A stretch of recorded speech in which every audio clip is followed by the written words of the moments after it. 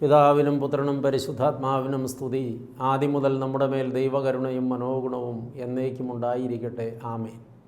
ദൈവത്തിൻ്റെ പരിശുദ്ധമായ തിരുനാമത്തിന് മഹത്വം ഉണ്ടാകട്ടെ.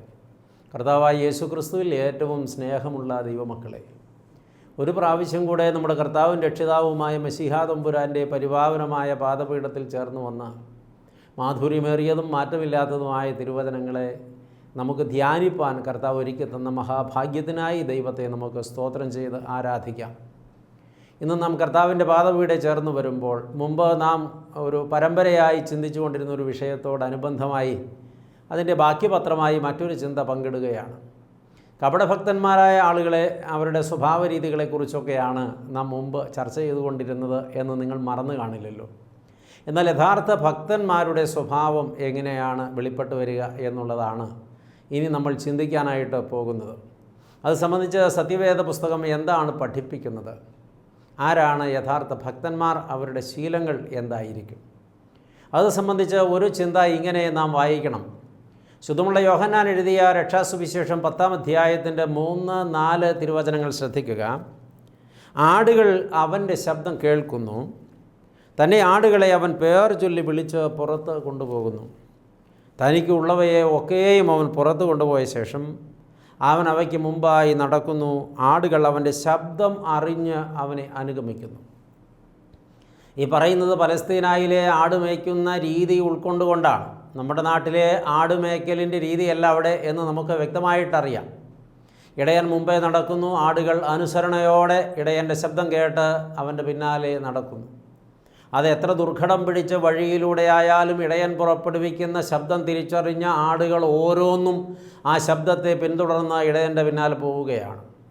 ഇവിടെ വ്യക്തമാക്കുന്ന ഒരു കാര്യമിതാണ്, ദൈവഭക്തന്മാർ നല്ല ഇടയനായ കർത്താവിൻ്റെ ശബ്ദം കേൾക്കുന്നു, അതിന് ശ്രദ്ധ വയ്ക്കുന്നു, അവനെ അനുഗമിക്കുന്നു, അവനെ അനുസരിക്കുന്നു എന്നുള്ളതാണ്.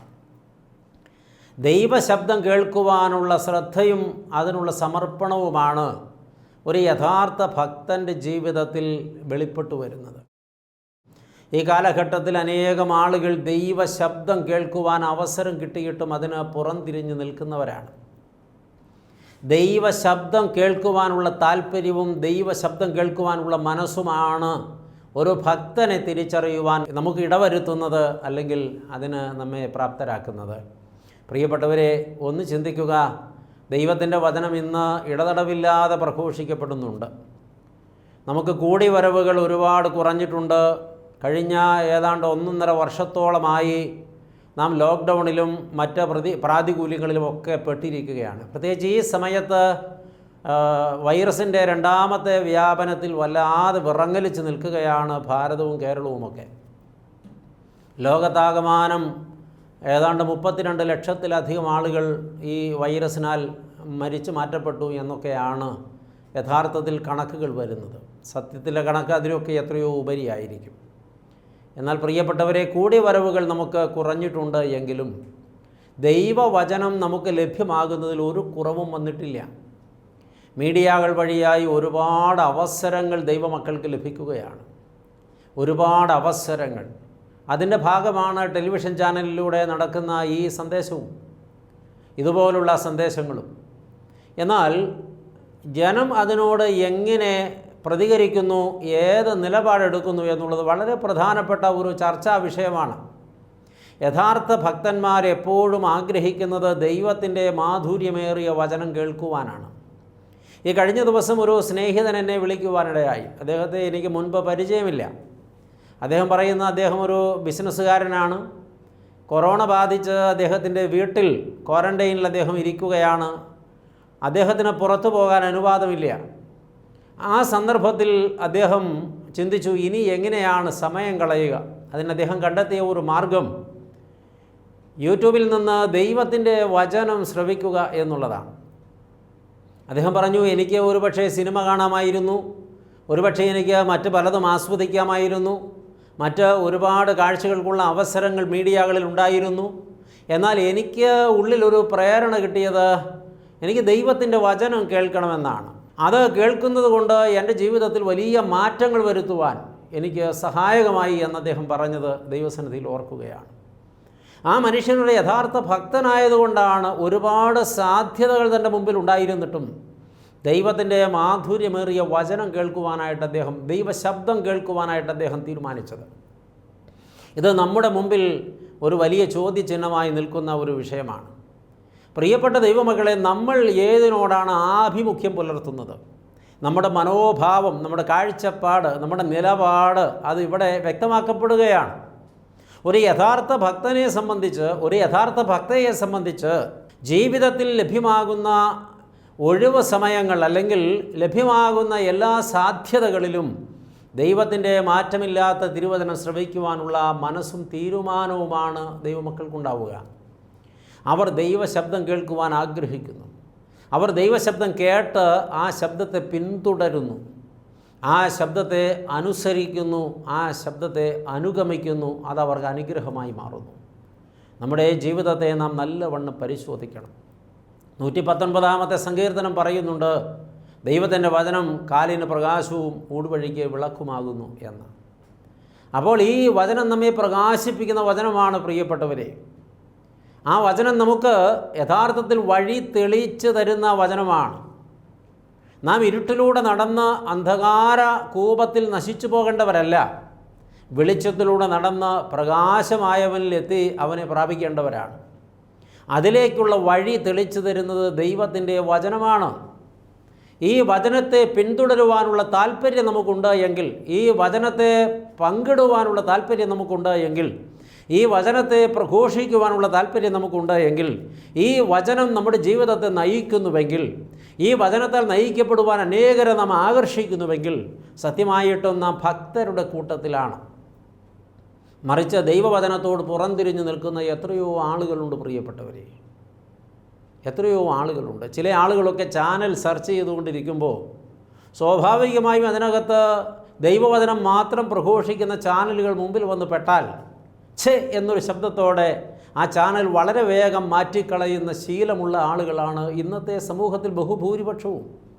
അവർ ക്രിസ്ത്യാനികളാണ്, വിവിധ സഭകളിൽ അംഗങ്ങളാണ്, പള്ളിയിലൊക്കെ പോകാൻ അവസരം കിട്ടിയാൽ പോകുന്നവരാണ്, ഭക്തിയുടെ പുറംമൂടി പലതും അണിയുന്നവരാണ്. പക്ഷേ ദൈവവചനം ഇരുന്ന് ശ്രവിക്കുന്നതിന് അവർക്ക് പലപ്പോഴും താല്പര്യമില്ല, മനസ്സില്ല എന്ന് വരുന്നു. ആൾക്കൂട്ടത്തിൽ ചെന്നിരുന്ന് ദൈവവചനം ശ്രവിക്കുന്നത് ഒരുപക്ഷെ ഒരു പ്രകടനപരതയാണ്. മറ്റുള്ളവരെ കാണിക്കുവാനോ അല്ലെങ്കിൽ മറ്റുള്ളവരെ കൊണ്ട് അംഗീകരിപ്പിക്കുവാനോ ഒക്കെയുള്ള ഒരു കാഴ്ചപ്പാട് അതിൻ്റെ പിന്നിൽ ഇല്ലാതില്ല. എന്നാൽ ഒറ്റയ്ക്ക് ഇരുന്ന് കാണുവാനും കേൾക്കുവാനും അവസരം കിട്ടുന്നിടത്ത് ഒരാൾ ഏത് തിരഞ്ഞെടുക്കുന്നു എന്നുള്ളത് വളരെ പ്രസക്തിയുള്ള വിഷയമാണ്. ഇവിടെയാണ് പ്രിയപ്പെട്ടവരെ ഒരു ദൈവ പൈതലിൻ്റെ മനോഭാവം, യഥാർത്ഥ ഭക്തി വെളിപ്പെട്ട് വരുന്നത്. യഥാർത്ഥ ഭക്തൻ ദൈവവചനത്തിൻ്റെ പിന്നാലെ, ദൈവശബ്ദത്തിൻ്റെ പിന്നാലെ എപ്പോഴും പോകും. കാരണം ഈ വാക്യങ്ങൾ പരിശോധിക്കുമ്പോൾ അത് ഇടയനെ തിരിച്ചറിയാനുള്ള ശബ്ദമാണ്. എനിക്കൊരു നല്ല ഇടയനുണ്ട് എന്ന ബോധം ഉള്ളിലുള്ളവർക്കൊക്കെ ആ ഇടയനെ തിരിച്ചറിയുവാനുള്ള ശബ്ദമാണ് ദൈവത്തിൻ്റെ വചനം. ഇടയൻ്റെ ശബ്ദം കേട്ട് ഇടയനെ തിരിച്ചറിഞ്ഞാൽ ഇടയനെ അനുഗമിക്കുവാനുള്ള, ഇടയനെ അനുസരിക്കുവാനുള്ള പ്രേരണ ലഭിക്കുന്നതാണ് ദൈവത്തിൻ്റെ വചനം. ഈ വചനം നമ്മുടെ ജീവിതത്തെ നല്ലവണ്ണം സ്വാധീനിക്കണം. അത് തേനിനേക്കാളും തേൻകട്ടയേക്കാളും മധുരമുള്ള വചനമാണെന്ന് 19 സങ്കീർത്തനത്തിൽ സങ്കീർത്തനക്കാരൻ രേഖപ്പെടുത്തിയിട്ടുണ്ട്. അത് കണ്ണിനെ പ്രകാശിപ്പിക്കുന്ന വചനമാണെന്ന് അവിടെ രേഖപ്പെടുത്തിയിട്ടുണ്ട്. അത് ഹൃദയത്തിന് ഉണർവ് നൽകുന്ന വചനമാണെന്ന് അവിടെ രേഖപ്പെടുത്തിയിട്ടുണ്ട്. അത് ശുദ്ധി നൽകുന്ന വചനമാണെന്ന് അവിടെ രേഖപ്പെടുത്തിയിട്ടുണ്ട്.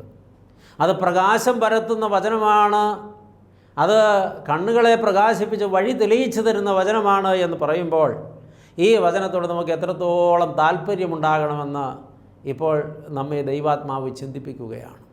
പ്രിയപ്പെട്ടവരെ, ഒരുപാട് ആളുകൾ അന്ധകാരത്തിൽ വീണ് കിടക്കുന്നവരാണ്, വഴി കാണാതെ അലയുന്നവരാണ്. ജീവിതത്തിൽ ഇനി എങ്ങോട്ട് പോകണം, ഏത് മാർഗം സ്വീകരിക്കണം, ഏത് വഴി നടക്കണം, എങ്ങനെ പോകണമെന്നറിയാതെ മനസ്സ് വല്ലാതെ നൊന്തും വെന്തും ഇരിക്കുന്ന ആളുകൾ ഒരുപക്ഷെ ഇത് കേൾക്കുന്നുണ്ട്. എന്നാൽ അവരോടെല്ലാം വളരെ സ്നേഹത്തോടെ പറയുവാനുള്ള ഒരു കാര്യം, ദൈവത്തിൻ്റെ വചനം കേൾക്കുക, ദൈവശബ്ദം ശ്രദ്ധ വെച്ച് കേൾക്കുക. നിശ്ചയമായും നിങ്ങളുടെ ജീവിതത്തിൽ മാറ്റങ്ങളുണ്ടാകും. ഇരുണ്ടുപോയ പ്രദേശങ്ങളൊക്കെ പ്രകാശിതമാകും. അടഞ്ഞുപോയ വഴികൾ പലതും തുറന്നിട്ടിരിക്കുന്നതായി കാണുവാൻ നിങ്ങൾക്ക് കഴിയും. ഇനി ആ വഴികളൊന്നും തുറന്നില്ലെങ്കിൽ അതിനേക്കാൾ മനോഹരവും ശ്രേഷ്ഠവുമായ മറ്റ് ചില വഴികൾ നിങ്ങൾക്ക് മുമ്പിൽ തുറന്നിരിക്കുന്നതായി നിങ്ങൾ കാണും. ഈ കാഴ്ച സാധ്യമാകണമെങ്കിൽ ദൈവമക്കളെ ദൈവത്തിൻ്റെ വചനത്തെ പിന്തുടരണം. കഴിഞ്ഞ നാളിൽ അങ്ങനെ ഇരുട്ടിൽ പെട്ടുപോയ എത്രയോ പേരുടെ ജീവിതത്തിൽ അത്ഭുതകരമായി ദൈവത്തിൻ്റെ വചനം വെളിച്ചം പകർന്നതായി അവർ സാക്ഷ്യപ്പെടുത്തിയിട്ടുണ്ട്. അതേ കാലഘട്ടത്തിലും സംഭവിച്ചു കൊണ്ടിരിക്കുന്ന കാര്യമാണ്. ദൈവത്തിൻ്റെ വചനം അനേകരുടെ നിരാശ മാറ്റിയിരിക്കുന്നു. ഇനി എൻ്റെ മുമ്പിൽ മരണമല്ലാതെ മറ്റു മാർഗമില്ല എന്ന് ഉള്ളത്തിൽ ഉറപ്പിച്ച് ചിന്തിച്ചു ചില ആളുകൾ. മരിക്കേണ്ടത് എങ്ങനെയെന്ന് അവർ ആലോചിച്ചു. മരിക്കാനുള്ള എളുപ്പമാർഗം കണ്ടെത്തുവാനാണ് ചില ആളുകൾ യൂട്യൂബിൽ അന്വേഷിച്ചത്. അങ്ങനെ അന്വേഷിച്ചപ്പോൾ അവരുടെ കണ്ണിൽപ്പെട്ടത് മരിക്കുവാനുള്ള മാർഗമെന്ത് എന്നുള്ളതല്ല, ദൈവത്തിൻ്റെ ശ്രേഷ്ഠതയേറിയ തിരുവചനമാണ്. ആ തിരുവചനം കേൾക്കുവാനിടയായത് മുഖാന്തിരം മരിക്കേണ്ട എന്നൊരു തീരുമാനം അവർ എടുക്കുകയും ജീവിക്കുവാനുള്ള ഒരു വലിയ ആഗ്രഹം അവരിൽ ജനിക്കുകയും അവർക്ക് പുതിയ മാർഗം തുറന്നു കിട്ടുകയും ചെയ്തു. അങ്ങനെ ചില ദൈവമക്കൾ സാക്ഷ്യപ്പെടുത്തിയതും കഴിഞ്ഞ നാളിൽ കാണുവാനും കേൾക്കുവാനും ഇടയായിട്ടുണ്ട്. നിരാശയുടെ അടിത്തട്ടിൽ അമർന്ന് ഇനി എനിക്ക് പോക്കുവഴികളില്ലെന്ന് സ്വയം വിധിച്ച് ജീവിതം നരകതുല്യമായി മാറി എല്ലാവരാലും ഉപേക്ഷിക്കപ്പെട്ട് ഒറ്റപ്പെട്ടു പോയി ആകെ തകർന്ന് താറുമാറായ ജീവിതവുമായി തലകുമ്പിട്ടിരുന്ന ചില ആളുകൾ സത്യമായിട്ടും അവരുടെ ജീവിതത്തിൽ അവർ തേടിയത് മരിക്കാനുള്ള വഴിയാണ്. ഒരുപാട് വേദനയറിയാതെ മരിക്കാനുള്ള വഴി. എന്നാൽ അവർ ചെന്നെത്തിയതോ കണ്ടെത്തിയതോ ദൈവത്തിൻ്റെ മാറ്റമില്ലാത്ത മാധുര്യമേറിയ തിരുവചനത്തിലേക്ക്. അതവരുടെ ജീവിതത്തെ ആകമാനം മാറ്റിമറിച്ചുവെന്നും അവർക്ക് പുതിയ ലക്ഷ്യം പ്രാപിപ്പാൻ ഇടവന്നുവെന്നും അവരുടെ കാഴ്ചപ്പാടാകമാനം മാറിയെന്നും അവർ സാക്ഷ്യപ്പെടുത്തുന്നു. ഒരുപക്ഷെ ദൈവ പൈതലെ, ദൈവത്തിൻ്റെ മാറ്റമില്ലാത്ത തിരുവചനം നിൻ്റെ ജീവിതത്തിലും ഇതുപോലെ മാറ്റം വരുത്തുവാൻ പര്യാപ്തമാണ്. ആ വചനത്തിലേക്കാണ് ദൈവമക്കൾ ശ്രദ്ധ വയ്ക്കേണ്ടത് എന്ന് ഇപ്പോൾ ദൈവവചനം നമ്മെ ഓർമ്മിപ്പിക്കുകയാണ്. ദൈവത്തിൻ്റെ വചനം ശ്രേഷ്ഠതയേറിയ വചനമാണ്. അത് നിരന്തരമായി നമ്മെ ശുദ്ധീകരിക്കുന്ന വചനമാണ്. ആ വചനം നിരന്തരം പ്രഘോഷിക്കപ്പെടേണ്ട വചനമാണ്. അത് നിരന്തരം ശ്രദ്ധിക്കപ്പെടേണ്ട വചനമാണ്. അങ്ങനെ ഭക്തന്മാർ അതിൽ തങ്ങളുടെ ജീവിതത്തെ ചേർത്ത് വയ്ക്കുകയാണ്. ഇപ്പോൾ ഒരു ചോദ്യം ദൈവാത്മാവ് ചോദിക്കുന്നുണ്ട്. കുഞ്ഞെ, നീ ഒരു യഥാർത്ഥ ഭക്തനാണ്? മോളെ, നീ ഒരു യഥാർത്ഥ ഭക്തയാണോ? ആണെങ്കിൽ നിനക്ക് ദൈവവചനത്തോട് അത്രത്തോളം താല്പര്യവും ആഭിമുഖ്യവും ഉണ്ടാകും. നീ ദൈവത്തിൻ്റെ മാറ്റമില്ലാത്ത വചനം വായിക്കണം. അത് നിരന്തരമായി നിൻ്റെ ജീവിതത്തിൽ ശക്തി ചെലുത്തുന്നതായി നിനക്ക് ബോധ്യപ്പെടണം. അത് നിൻ്റെ ജീവിതത്തെ നയിക്കുന്നതായി നിനക്ക് ബോധ്യപ്പെടണം. അങ്ങനെ ബോധ്യപ്പെടുമ്പോൾ നിൻ്റെ ജീവിതത്തെ ആകമാനം ദൈവവചനം നയിച്ചു കൊള്ളുമെന്നാണ് ഇവിടെ ഓർമ്മിപ്പിക്കുന്നത്. ഇടയനെ തിരിച്ചറിയുവാനുള്ള മാർഗമാണ് ദൈവത്തിൻ്റെ വചനം. അതുകൊണ്ട് പ്രിയപ്പെട്ടവരെ, യഥാർത്ഥ ഭക്തർ അവർ ദൈവത്തിൻ്റെ വചനത്തോട് ആഭിമുഖ്യമുള്ളവരും അത് അനുസരിക്കുന്നവരും ഈ ദൈവവചനം കേട്ടതിൻ്റെ പിന്നാലെ പോകുന്നവരുമായിരിക്കുമെന്ന് വചനം നമ്മളെ ഓർമ്മിപ്പിക്കുകയാണ്. യഥാർത്ഥ ഭക്തരെ എങ്ങനെ തിരിച്ചറിയാം എന്നുള്ളത് സംബന്ധിച്ച് മറ്റൊരു ചിന്ത കൂടെ ഇതോടെ ചേർത്ത് വച്ചാൽ, പ്രിയപ്പെട്ട ദൈവമക്കളെ, അപ്പോസ്തലനായ പൗലോസ് ഫിലിപ്പിയ സഭയ്ക്ക് എഴുതിയ ലേഖനത്തിൽ നിന്ന് അതിൻ്റെ 2-ാമത്തെ അധ്യായം 14-ാമത്തെ തിരുവചനം ഇങ്ങനെയാണ് പറയുന്നത്: നിങ്ങൾ യഥാർത്ഥ ഭക്തന്മാരാകുന്നുവെങ്കിൽ നിങ്ങൾ വക്രതയും കോട്ടവും നിറഞ്ഞ തലമുറയിൽ നിന്ന് വേറിട്ടവരായിരിക്കും. ഫിലിപ്പിയ ലേഖനം 2-ാം അധ്യായത്തിൻ്റെ 14-ാമത്തെ തിരുവചനം ഇങ്ങനെ പറയുകയാണ്: വക്രതയും കോട്ടവുമുള്ള തലമുറയുടെ നടുവിൽ നിങ്ങൾ അനിന്ദ്യരും പരമാർത്ഥികളും ദൈവത്തിൻ്റെ നിഷ്കളങ്ക മക്കളുമാകേണ്ടതിന് എല്ലാം പിറുപിറുപ്പും വാദവും കൂടാതെ ചെയ്യുവീൻ. പരമാർത്ഥതയും ഉള്ളവരും അനിന്ദ്യരുമായിരിക്കണം ദൈവത്തിൻ്റെ മക്കളെന്നാണ് ഇവിടെ വചനം പറയുന്നത്. യഥാർത്ഥ ഭക്തന്മാരുടെ ഒരടയാളമാണത്. അവർ നിന്ദിക്കപ്പെടാത്തവരായിരിക്കും. അവർ പരമാർത്ഥികളായിരിക്കും. എന്നാൽ അഭക്തന്മാരെക്കുറിച്ച് അവിടെ തന്നെ പറയുന്നുണ്ട്: വക്രതയുള്ളവർ, കോട്ടമുള്ളവർ, അതോടൊപ്പം തന്നെ പിറുപിറുപ്പുള്ളവർ. അങ്ങനെയുള്ളവരുടെ മധ്യേ നിന്ന് ഭക്തന്മാർ വേറിട്ടിരിക്കുകയാണ്. അവർ അനിന്ദ്യരായി, നിന്ദിക്കപ്പെടാൻ കാരണമില്ലാത്തവരായി, സാക്ഷ്യമുള്ളവരായി, വിശുദ്ധിയുള്ളവരായി, നല്ല കാഴ്ചപ്പാടുള്ളവരായി, നല്ല സാക്ഷ്യമുള്ളവരായി അവർ ജീവിക്കുമെന്ന് തന്നെയാണ് വചനം പറയുന്നത്.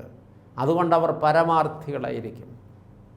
പരമാർത്ഥികളെന്ന് പറയുന്നത്, പ്രിയപ്പെട്ടവരെ, നിഷ്കളങ്കതയുടെ ഒരു യഥാർത്ഥ ചിത്രമാണ് പരമാർത്ഥത എന്ന് പറയുന്നത്.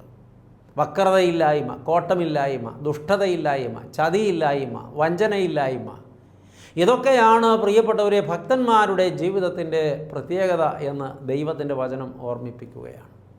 നമ്മളൊക്കെ ഭക്തഗണത്തിൽ എണ്ണപ്പെട്ടിട്ടുള്ളവരാണ്. എന്നാൽ യഥാർത്ഥ ഭക്തരാണോ? അത് നമ്മുടെ ജീവിതത്തെ പരിശോധിച്ചാണ് ബോധ്യപ്പെടേണ്ടത്. നമ്മുടെ ജീവിതത്തിൽ ഈ പറഞ്ഞ ദോഷങ്ങളൊക്കെ ഉണ്ടെങ്കിൽ നാം യഥാർത്ഥ ഭക്തരല്ലെന്ന് വരും. അവിടെയാണ് നാം അനിന്യരും പരമാർത്ഥികളുമാകേണ്ടത്. പിറുപിറുപ്പ് കൂടാതെ എല്ലാം സ്തോത്രത്തോടെ ചെയ്യുന്നവരാകേണ്ടത്. ജീവിതത്തിൽ പ്രാതികൂല്യങ്ങളുണ്ടാകും, കഷ്ടതകളുണ്ടാകും, ദുരിതങ്ങളുണ്ടാകും, വേദനകളുണ്ടാകും, രോഗങ്ങളുണ്ടാകും, ഒറ്റപ്പെടുത്തലുകളും തിരസ്കരണങ്ങളും ഒക്കെ ഉണ്ടാകും. അതിൻ്റെ മധ്യത്തിൽ ഒരു പിറുപിറുപ്പ് കൂടാതെ എല്ലാം ദൈവത്തിൻ്റെ ഹിതമെന്ന് സമ്മതിച്ച് ദൈവത്തെ സ്തോത്രം ചെയ്ത് ആരാധിച്ച് ദൈവത്തിന് മഹത്വം കരയേറ്റി ദൈവത്തെ ആരാധിച്ച് മുന്നോട്ട് പോകുമ്പോഴാണ് ഒരു ദൈവ പൈതൽ യഥാർത്ഥ ഭക്തയാകുന്നത്.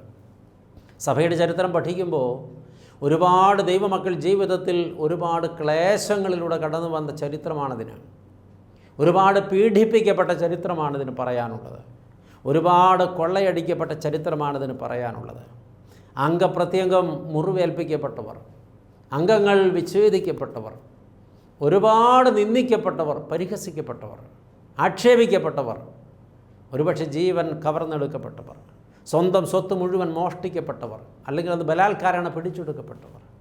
ഇങ്ങനെയൊക്കെ സംഭവിച്ചിട്ടും പിറുപിറുപ്പ് കൂടാതെ മുഖത്തെ പുഞ്ചിരി മായാതെ ദൈവത്തെ സ്തോത്രം ചെയ്ത് ആരാധിച്ചുകൊണ്ട് ദൈവത്തിന് നന്ദിയും കൃതജ്ഞതയും കരയേറ്റിക്കൊണ്ട് ദൈവത്തിൻ്റെ പാത പിന്തുടർന്ന ഭക്തന്മാർ, അവരാണ് യഥാർത്ഥ ഭക്തർ.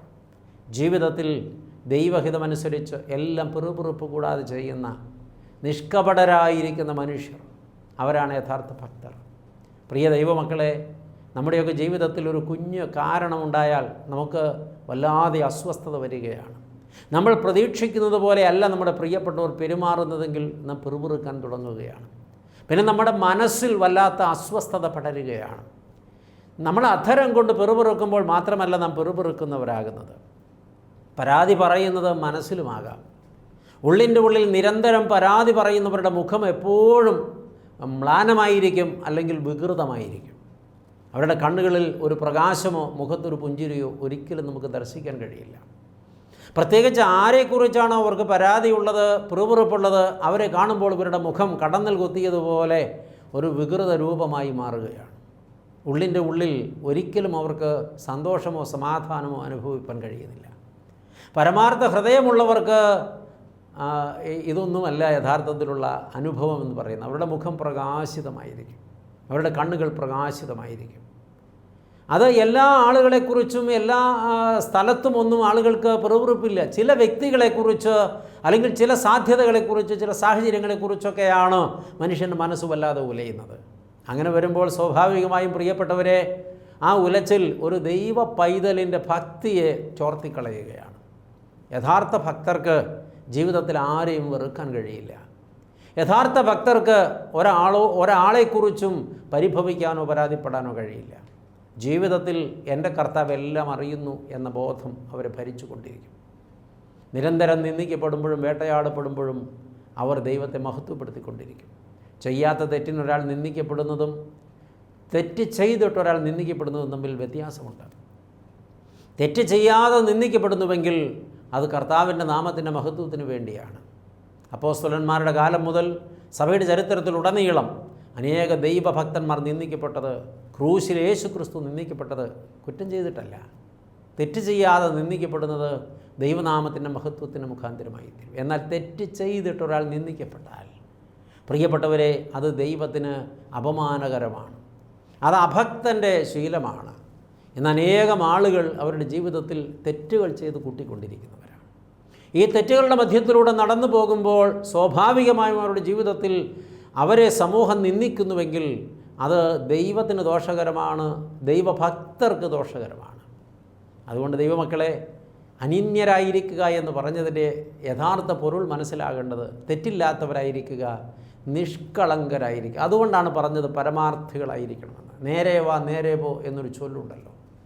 നാം ദൈവത്തിൻ്റെ വചനത്തിനുള്ളിൽ നമ്മുടെ ജീവിതത്തെ ചിട്ടപ്പെടുത്തുന്നവരായിരിക്കണം. അതിന് പുറത്തല്ല, അതിൻ്റെ ഉള്ളിൽ ദൈവവചനം അനുസരിക്കുന്നവരായിരിക്കണം. അതിൽ നിന്ന് അണുപിട വ്യതിചലിക്കാത്തവരായിരിക്കണം. സത്യസന്ധരായിരിക്കണം. ദൈവഹിതം നമ്മുടെ ജീവിതത്തിൽ പാലിക്കുന്നവരായിരിക്കും. ഇതൊക്കെ കേൾക്കുമ്പോൾ ആളുകൾ ചിന്തിക്കുന്നത് ഈ ലോകത്ത് ഈ കാലത്ത് നടപ്പിലാക്കാവുന്ന കാര്യമാണോ ഈ പറയുന്നത് എന്നാണ്. നടപ്പിലാക്കാവുന്ന കാര്യമാണ്, സത്യമായിട്ടും നടപ്പിലാക്കാവുന്ന കാര്യമാണ്. ഒരുപക്ഷെ അങ്ങനെ നടപ്പിലാക്കാൻ ശ്രമിക്കുന്നവരെ, അതിൽ ജയിക്കുന്നവരെ ലോകം വിളിക്കാൻ സാധ്യതയുള്ളത് വിഡ്ഢികളെന്നോ ബുദ്ധിയില്ലാത്തവരെന്നോ ഒക്കെ ആയിരിക്കാം. എന്നാൽ ലോകത്തിൻ്റെ മുമ്പിൽ ഭോഷന്മാരെന്ന് വിളിക്കപ്പെട്ട എത്രയോ ആളുകൾ ദൈവത്തിൻ്റെ മുമ്പിൽ ഭക്തന്മാരും നീതിമാന്മാരുമായി എണ്ണപ്പെട്ടിട്ടുണ്ട്. പ്രിയപ്പെട്ടവരെ, ലോകം ഭോഷനെന്ന് വിളിച്ചു കൊള്ളട്ടെ, അല്ലെങ്കിൽ ലോകം മൂഢനെന്ന് വിളിച്ചു കൊള്ളട്ടെ, അതിലൊരു തെറ്റുമില്ല, അതിലൊരു സാരവുമില്ല. സർവശക്തനായ ദൈവം നമ്മെ എങ്ങനെ കാണുന്നു എന്നുള്ളതാണ് വിലയിരുത്തപ്പെടേണ്ടത്. യഥാർത്ഥത്തിൽ നമ്മുടെ ഭക്തി വെളിപ്പെടേണ്ടത് ലോകത്തിൻ്റെ മുമ്പിലല്ല, ദൈവത്തിൻ്റെ മുമ്പിലാണ്. ദൈവത്തിൻ്റെ മുമ്പിൽ നാം അനിന്യരും പരമാർത്ഥികളുമായി വെളിപ്പെടണം, പെറുപെറുപ്പില്ലാത്തവരായി വെളിപ്പെടണം. അപ്പോഴാണ് നമ്മുടെ ജീവിതം ക്രിസ്തുവിൻ്റെ ഹിതാനുസരണമുള്ളത്, ദൈവവചനപ്രകാരമുള്ളതായി തീരുന്നത്. അതുകൊണ്ട് യഥാർത്ഥ ഭക്തനാണോ ഞാൻ, യഥാർത്ഥ ഭക്തയാണോ ഞാൻ എന്ന് പരിശോധിക്കുവാനുള്ള ഒരു നല്ല സന്ദർഭമാണ് ഈ വചന ധ്യാനം എന്ന് എല്ലാവരും ചിന്തിച്ചു കൊള്ളട്ടെ. സ്വന്തം ജീവിതത്തെ നന്നായി പരിശോധിച്ചു കൊള്ളട്ടെ. കുറവുകളുണ്ടെന്ന്, പരിമിതികളുണ്ടെന്ന് ബോധ്യപ്പെട്ടാൽ തിരുത്തിക്കൊള്ളട്ടെ. ദൈവത്തിൻ്റെ സന്നിധിയിൽ ഭക്തരും അനിന്യരും പരമാർത്ഥികളും പെറുപെറുപ്പില്ലാത്തവരുമായി നിൽക്കുവാൻ ഭാഗ്യമുണ്ടാകട്ടെ എന്ന് ഈ സമയത്ത് പ്രാർത്ഥിക്കുകയാണ്. യഥാർത്ഥ ഭക്തരെ തിരിച്ചറിയാൻ 2 അടയാളങ്ങളാണ് ഇന്ന് ദൈവത്തിൻ്റെ വചനം നമ്മെ കേൾപ്പിച്ചത്. ഒന്നാമത് പറഞ്ഞത് ദൈവത്തിൻ്റെ ശബ്ദം കേൾക്കുന്നവർ, ദൈവവചനം കേൾക്കുന്നവർ, അതിനെ പിന്തുടരുന്നവർ, അതിനെ അനുസരിക്കുന്നവർ, അതിനെ അനുഗമിച്ച് പൂർണ്ണതയിലേക്ക് എത്തുന്നവർ യഥാർത്ഥ ഭക്തന്മാരാണ്. ദൈവത്തിൻ്റെ വചനത്തോടുള്ള നമ്മുടെ നിലപാട് എന്ത് എന്നുള്ളത് നാം നന്നായി പരിശോധിക്കുക. വീണ്ടും നാം കേട്ടത്, നാം പരമാർത്ഥതയുള്ളവരും നിഷ്കളങ്കരും, യഥാർത്ഥത്തിൽ നമ്മുടെ ജീവിതത്തിൽ ഏത് സാഹചര്യത്തിലും ദൈവത്തിന് മഹത്വം കരയേറ്റുന്നവരുമായി നാം തീർന്നാൽ നമ്മുടെ ഭക്തിയുടെ ജീവിതം ദൈവസന്നിധിയിൽ അംഗീകരിക്കപ്പെടും എന്നുള്ളതാണ്. കേവലം പ്രകടനങ്ങളല്ല, പരമാർത്ഥമായി നമ്മുടെ ജീവിതത്തിൻ്റെ ഉള്ളിലെ അവസ്ഥയാണ് വെളിപ്പെട്ട് വരേണ്ടത്. നമുക്കറിയാം നമ്മുടെ യഥാർത്ഥ ജീവിതം എന്താണെന്ന് ദൈവം പരിശോധിച്ചു കൊണ്ടിരിക്കുകയാണ്. ലോകത്തെ ബോധ്യപ്പെടുത്താൻ നമുക്ക് പല വിധത്തിലുള്ള പ്രകടനങ്ങൾ കൊണ്ട് സാധിക്കും. പക്ഷേ കർത്താവിനെ ബോധ്യപ്പെടുത്താൻ അത് മതിയാകില്ല. സർവശക്തൻ ഹൃദയങ്ങളെ പരിശോധിക്കുന്നു എന്ന ബോധം നമുക്ക് എപ്പോഴും ഉണ്ടായിരിക്കണം. അതുകൊണ്ട് നമ്മുടെ കർത്താവും രക്ഷിതാവുമായ ദൈവത്തിൻ്റെ മുമ്പിൽ നമ്മെ തന്നെ നമുക്ക് പരിശോധിക്കാം. കർത്താവ് നമ്മെ പരിശോധിക്കുന്നുണ്ട്. ഒപ്പം നമുക്ക് നമ്മെ തന്നെ പരിശോധിച്ചാൽ, നമ്മുടെ തെറ്റുകൾ തിരുത്തുവാനിടയായാൽ, നമ്മുടെ ജീവിതത്തെ പരമാർത്ഥതയിൽ ചിട്ടപ്പെടുത്തുവാനിടയായാൽ, നിഷ്കളങ്കതയിൽ ചിട്ടപ്പെടുത്തുവാനിടയാൽ, ദൈവവചനം കേൾക്കുവാനും അത് ധ്യാനിക്കുവാനും അത് പാലിക്കുവാനുമുള്ള ശ്രദ്ധ നമുക്കുണ്ടായാൽ, നിശ്ചയമായിട്ടും പ്രിയപ്പെട്ടവരെ, നാം ഭക്തന്മാരുടെ കൂട്ടത്തിലാണെന്ന് ദൈവം അംഗീകരിക്കും. ലോകത്താരൊക്കെ നാം ഭക്തരാണെന്ന് അംഗീകരിച്ചിട്ടും കാര്യമില്ല, ദൈവം അംഗീകരിക്കണം. അതുകൊണ്ട് നമുക്ക് വിനയപ്പെടാം, നമ്മെ തന്നെ താഴ്ത്താം, ദൈവവചനത്തോട് ചേർത്ത് നമ്മുടെ ജീവിതത്തെ ബന്ധിക്കാം, ദൈവശബ്ദത്തിനായിട്ട് നമുക്ക് കാതോർക്കാം, നമ്മുടെ മനസ്സ് അതിനായിട്ട് ഒരുക്കാം, നമുക്ക് പ്രാർത്ഥിക്കാം. സ്നേഹവാനും സർവശക്തനുമായ ഞങ്ങളുടെ നല്ല കർത്താവേ, അനുഗ്രഹീതമായ ഈ നല്ല സമയത്തിനായി നന്ദി പറയുന്നു, സ്തുതിക്കുന്നു. നിൻ്റെ മക്കളെ പാദപീഠത്തിൽ വിളിച്ചു ചേർത്ത് ഇരുത്തി നീ ഇന്ന് ഞങ്ങളോട് ചർച്ച ചെയ്തത്, കുഞ്ഞെ നീ ഒരു യഥാർത്ഥ ഭക്തനാണോ, നീ ഒരു യഥാർത്ഥ ഭക്തയാണോ എന്ന ചോദ്യമാണ്. ഭക്തിയുടെ സാധ്യതകളും ലക്ഷണങ്ങളും എന്തൊക്കെയാണ് എന്ന് ഞങ്ങളോട് പങ്കിട്ടപ്പോൾ ദൈവവചനത്തോടുള്ള നിങ്ങളുടെ നിലപാടെന്താണ് എന്നൊരു ചോദ്യം അവിടുന്ന് ചോദിച്ചു. ദൈവമേ, ഞങ്ങൾക്ക് ഒരുപാട് കുറ്റങ്ങളും കുറവുകളും ഒക്കെ ഉണ്ട്. ദൈവവചനം കേൾക്കുവാൻ ഞങ്ങൾ ഉത്സാഹമുള്ളവരല്ല. പലപ്പോഴും ഞങ്ങളതിനോട് പുറംതിരിഞ്ഞ് നിൽക്കുന്നവരാണ്. ഞങ്ങൾ പലപ്പോഴും അതിനെ ഒഴിവാക്കുന്നവരാണ്. അതുകൊണ്ട് തന്നെ വചനത്തെ അനുസരിപ്പാനും ദൈവശബ്ദത്തെ പിന്തുടരുവാനും അങ്ങനെ അനുഗ്രഹിക്കപ്പെടുവാനുമൊക്കെ ഞങ്ങൾ പരാജയപ്പെട്ടിട്ടുള്ളവരാണ്. അതുപോലെ കർത്താവെ, പരമാർത്ഥ ഹൃദയമുള്ളവരും നിഷ്കളങ്കരുമായി തീർന്ന് പെറുപെറുപ്പില്ലാതെ എല്ലാം സ്തോത്രത്തോടെ സമർപ്പിക്കുവാൻ ഞങ്ങൾക്ക് പലപ്പോഴും കഴിഞ്ഞിട്ടില്ല.